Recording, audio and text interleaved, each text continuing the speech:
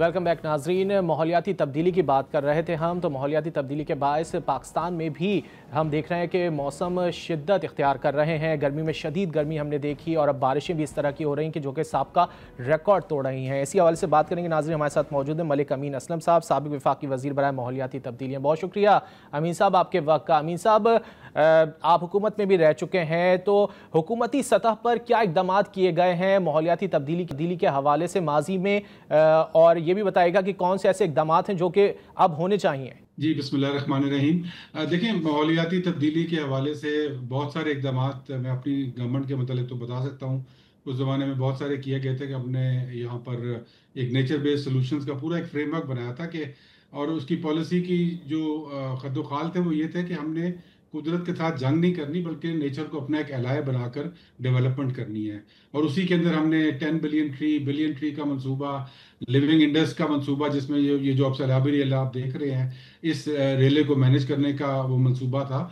और उसके साथ साथ एक रिचार्ज पाकिस्तान का प्रोजेक्ट, वो भी यही था कि इस रेले को किस तरीके से हम नेचुरल वेटलैंड्स के अंदर डाइवर्ट कर सकते हैं, ताकि इस पानी को हम एक, जो कि अल्लाह ताला की रहमत है, इसको हम जहमत ना बनाएं अपने लिए। लेकिन बदकिस्मती ये कि आज हमें जो नज़र आ रहा है वो पाकिस्तान टोटली क्लाइमेट चेंज के जद के अंदर है, और हुकूमत टोटली इस प्रायोरिटी से हट गई हुई है। और ये उनके बजट को अगर आप देखें, इस साल के बजट को, तो जो क्लाइमेट चेंज की मिनिस्ट्री है, जो कि फ्लैग बेरर है क्लाइमेट चेंज की पाकिस्तान में, उसके बजट को 700% कम कर दिया गया है। 14 अरब से 2.5 अरब रुपया कर दिया गया है। जो डिजास्टर मैनेजमेंट की मिनिस्ट्री है, उसमें 30% का कट लगा दिया गया है। तो ये तो शो कर रहा है कि हम पाकिस्तान को जानबूझकर इस मौत के कुएं में धकेलना चाहते हैं, जिसमें आज पाकिस्तान फंसा हुआ है। आज आपके सामने है कि पिछले 24 घंटों में 100 कीमती जानें ज़ाया हो चुकी हैं, क्योंकि ये मौसमियाती तब्दीलियों की वजह से जो क्लाउड बर्स्ट हुआ है, ये तो प्रेडिक्टेड था। ये पाकिस्तान में पहला क्लाउड बर्स्ट नहीं है। यहाँ पर 2022 के अंदर जब सैलाब आए, तब भी क्लाउड बर्स्ट ही हुआ था, मानसून के ज़माने में, इन्हीं दिनों में हुआ था। लेकिन सितम ज़रीफ़ी ये कि हमने उससे सीखा कुछ नहीं, और आज भी हम उसी जगह पे खड़े हुए हैं कि वो एक क्राइसिस हमारे जब सर पे आ जाता है, जब लोगों की जानें ज़ाया हो जाती हैं, तो उसके बाद हमें जाग आती है कि हमें अब कुछ करना है। तो ये तो इस तरह तो ये काम चलेगा नहीं। और मैं समझता हूँ कि ये जो क्लाइमेट चेंज है, जिस तरह कहते हैं ना, खिड़की तोड़ के पाकिस्तान में दाखिल हो चुका है। और हमारे पास खुशकिस्मती ये है कि हमें इसकी एक फंडिंग लाइन इस वक्त मौजूद है पाकिस्तान में। हमें जो IMF से पैसे मिले हैं वो क्लाइमेट लेंस के थ्रू मिले हैं, $1.2 बिलियन के। जो वर्ल्ड बैंक से पैसा मिला है तकरीबन $30 बिलियन का, वो भी इसी क्लाइमेट चेंज की रेजिलियंस को बढ़ाने के लिए मिला है। लेकिन अब उस पर जो काम करना है वो तो हमने करना है ना, हमें हमारा कोई बाहर से तो नहीं आएगा करने के लिए। अच्छा अमीन साहब, जिस काम की आप बात कर रहे हैं, क्या वजह क्या है कि हमारे यहाँ प्रिएम्प्टिव मेजर्स नहीं लिए जाते? दुनिया भर में हम देखते हैं कि जब भी कुछ इस तरह की वार्निंग्स जारी की जाती हैं कि सैलाब आने वाला है, तो उससे पहले इकदाम उठाए जाते हैं। जैसे कि अभी हमारे रिपोर्टर में बता रहे थे ताहिर नसीर के नालों की सफाई होना थी, लेकिन वो नहीं हो सकी, जिसकी वजह से नशेबी इलाके ज़ेर-ए-आब आ गए। हम हुकूमती सतह पर इस तरह के इकदाम क्यों नहीं देखते? देखें, इसमें मेरे ख्याल में जो हुकूमती पार्टीज हैं, पॉलिटिकल पार्टीज, वो भी एट फॉल्ट हैं कि जो पॉलिटिकल पार्टीज के एजेंडे पे ये चीज़ शामिल ही नहीं है। और ये जब तक वो होगी नहीं, क्योंकि हमारा तो जो आगे नौजवानों का फ्यूचर है, पाकिस्तान में 60% लोग जो हैं वो 35 साल से कम उम्र के हैं। ये उनके फ्यूचर की हम बात कर रहे हैं। उनका फ्यूचर क्लाइमेट चेंज के साथ लिंक्ड है। अगर पाकिस्तान ने इस क्लाइमेट चेंज को फेस करने के लिए प्रॉपर, जिस तरह आप बता रहे हैं कि मेजर्स ना है, जिसके अंदर ये मेजर शामिल हैं कि हम दरिया और जो फ्लड प्लेन्स हैं उनके रास्ते में हम बड़ी बड़ी बिल्डिंग्स ना बना दें, बड़े बड़े घर और होटल ना बनाएं। इसी तरह जो जो हमारे ड्रेनेज के नाले हैं उनको बर वक्त हम उनकी सफाई करें। ये तो हमें पता होता है कि मानसून के अंदर बारिश होनी है और क्लाउड बर्स्ट भी हो सकते हैं। तो उन ड्रेनेज नालों को आजकल तो आप सफा नहीं कर सकते जब आपके कंधे कंधे तक पानी आया हो शहर के अंदर। आपको ये सफा उस वक्त करनी है जब ये पानी लो वाटर मंथ्स होते हैं, और पाकिस्तान में वो तकरीबन 8 महीने यहाँ पर पानी बारिशें कम होती हैं। उन दिनों में सफाई ज़रूरी है। उनके अंदर ये ज़रूरी है क्योंकि उनके अंदर जो रास्ते हैं उसके अंदर हम बड़ी बड़ी प्लाजे और बिल्डिंग्स ना खड़ी कर दें।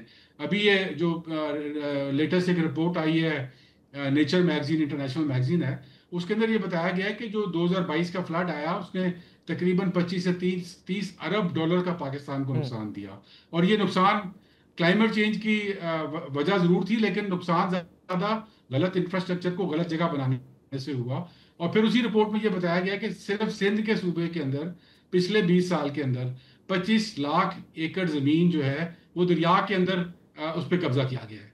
तो ये इसका इलाज तो किसी ने और ने आके हमारे लिए नहीं करना। इसी तरह इस साल हमारे जो इकोनॉमिक सर्वे की रिपोर्ट है उसके अंदर ये बताया गया कि पाकिस्तान में इस साल 27,000 एकड़ जो हमारे जंगलात हैं उनकी कटाई हुई है।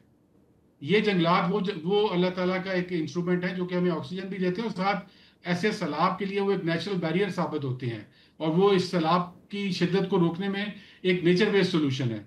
तो हम यहाँ पर जंगलात पहले ही नहीं है और फिर उसकी कटाई पे लगे हुए हैं। जो हमारी ज़रूरी ज़मीन है उनको हम हाउसिंग सोसाइटीज़ में बना रहे हैं, कोई प्लानिंग नहीं है। यहाँ पर आपके जो मास्टर प्लान्स हैं जो कि बनने चाहिए थे, हर शहर के अर्बन प्लानिंग के लिए मास्टर प्लान बनता है, उसके बाद वो शहर में आप उसकी एक्सपेंशन करते हैं। लेकिन यहाँ पर अमीन साहब, आप प्लान्स की बात कर रहे हैं, यहाँ पर तो सियासत की नज़र हो जाते हैं मुख्तलिफ प्लान्स। अगर बात की जाए पानी ज़ख़ीरा करने की तो उस पर हम काफ़ी अरसे से जो है वो सियासत होती हुई जो है वो देख रहे हैं। यही वजह है कि डैम्स नहीं बन पाते। बिल्कुल, देखें डैम्स भी इस पाकिस्तान में ज़रूरत है क्योंकि ये 100 दिन का एक फिनोमेना होता है, पाकिस्तान में हर साल होता है। इस 100 दिन के अंदर आपके जो ग्लेशियर्स हैं वो भी पिघल रहे होते हैं। और इस साल एक स्पेशल अभी रिपोर्ट एक और निकली जिसमें बताया गया है कि पाकिस्तान में शदीद गर्मी पड़ी है इन द नॉर्दर्न एरियाज, मतलब 48 डिग्रीज तक टेम्परेचर गया एट वेरी हाई ऑल्टीट्यूड। उसका मतलब यह है कि वहां पर जो ग्लेशियर्स की पिघलाव है वो पिछले सालों से ज्यादा होगा इस साल। और वो जब ग्लेशियर्स का पिघलाव होता है तो वहां पर ग्लेशियर बर्स्ट भी होते हैं और फिर ये हमारा जो सैलाबी पानी है ये भी रेला बढ़ता है। इसी के साथ साथ इसी 100 दिन के अंदर साउथ से हमारे मानसून आ रहे होते हैं जो कि इस वक्त आए हुए हैं पाकिस्तान में। और जो उसमें नया फिनोमेना ऐड हुआ है वो ये क्लाउड बर्स्ट का, कि पहले पाकिस्तान में इस तरह के क्लाउड बर्स्ट बहुत कम होते थे। अब क्लाइमेट चेंज की वजह से ये इनकी फ्रीक्वेंसी बढ़ गई है, इनकी इंटेंसिटी बढ़ गई है। लेकिन इस सारे के बाद एक आपका पानी का एक बहुत बड़ा जखीरा है जो कि इस वक्त आपके पास आपकी आंखों के सामने से गुजर के जा रहा है और ये जाकर इस अरेबियन सी में गिर जाना है। और उसके बाद आपने 2 महीने बाद आप कहेंगे जी पाकिस्तान के पास पानी नहीं है। तो अमीन साहब, तो इस पानी को महफूज करने के लिए क्या इकदाम जो है वो हुकूमती सतह पर उठाए जाने चाहिए? हमें फौरन हमें इसके लिए डैम्स बनाने की जरूरत है। इस साल डैम्स की जो कंस्ट्रक्शन है उसकी जो हो रही है पाकिस्तान में उसमें भी कटौती कर दी गई है तकरीबन 30% की।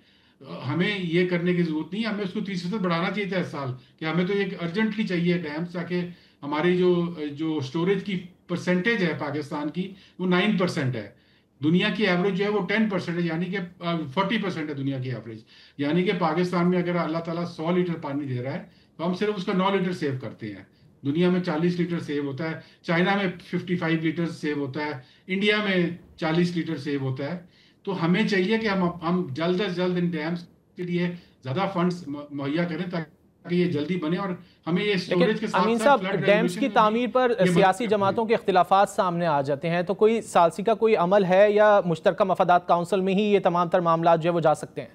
देखिए वो सियासत तो यहाँ पर चलती रही है कई सालों से। अब हमारे पास कुछ ना कुछ कंसेंसस जरूर मौजूद है कि जो अपस्ट्रीम डैम्स हैं हमारे दासू है, बाशा है, उस पर कंस्ट्रक्शन हो रही है, वहाँ पर कोई सियासत नहीं हो रही। और उसकी एक वजह यह है कि जो उनके इफेक्टिव्स की कंपनसेशन थी इन डैम्स की वो एडवांस में दी गई थी। यानी कि वो बाकी डैम्स में मसला ये होता है कि जब जो कॉम्पनसेशन लोगों को देनी पड़ती है वो हम उसको लटका के रखते हैं और उन लोगों के लिए एक मसला बन जाता है और फिर उसको हम सियासत की नजर कर देते हैं। तो कालाबाग डैम के साथ भी यही हुआ कि वहां पर उसको कालाबाग डैम भी सियासत की नजर हो गया। मलिक अमीन असलम साबिक़ वफाकी वज़ीर बराए माहौलियाती तब्दीली हमारे साथ गुफ्तगू कर रहे थे। बहुत आपके वक्त का नाज़रीन, प्रोग्राम में यहाँ वक्त एक ब्रेक के बाद वापस आएंगे तो हमारे साथ मौजूद होंगे पाकिस्तान तहरीक इंसाफ के उवैस अहमद साहब। बहुत शुक्रिया आपके वक्त का।